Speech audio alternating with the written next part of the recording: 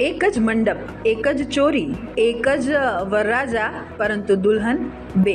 જી હા, અનોખો અને ચકિત કરી દેતો સંબંધ હવે ધાર્મિક રીતે લગ્ન બંધનમાં બંધાવા જઈ રહ્યો છે. છેલ્લા 16 વર્ષથી સમજૂતી સાથે બે પત્નીઓ સાથે સહજીવન વિતાવી રહેલા યુવાને હવે બંને પત્નીઓ સાથે ધાર્મિક વિધિથી લગ્ન કરવાનો નિર્ણય કર્યો. નવસારી જિલ્લાનો આ કિસ્સો કે જે સમગ્ર વિસ્તારમાં અત્યારે ચર્ચાની એરણે ચડ્યો છે. આદિવાસી સમાજની કેટલીક જાતિઓમાં બહુપત્નીત્વ આજે સામાન્ય રીતે સમાજમાં સ્વીકારાયેલું છે. તેને લઈને દેશમુખ પરિવારનો આ યુવાન તેની બંને પત્નીઓ સાથે અને 3 બાળકોની હાજરીમાં નવસારીનો આ યુવાન મેઘરાજ દેશમુખ કે જેના પિતા અને દાદાએ પણ બહુપત્ની પરંપરા નિભાવી છે, તે પણ હવે તેની 2 પત્ની અને 3 બાળકો સાથે લગ્ન બંધનમાં જોડાઈને આ વિશિષ્ટ લગ્ન કરી રહ્યો છે, જેને લઈને સમગ્ર દક્ષિણ ગુજરાતમાં ચર્ચાનું મોજું ફરી વળ્યું છે.